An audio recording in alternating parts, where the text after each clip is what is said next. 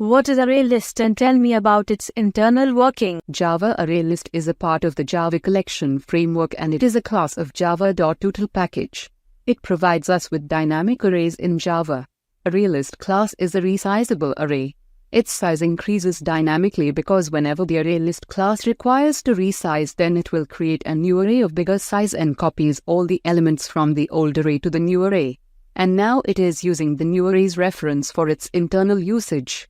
We don't need to specify the size of ArrayList.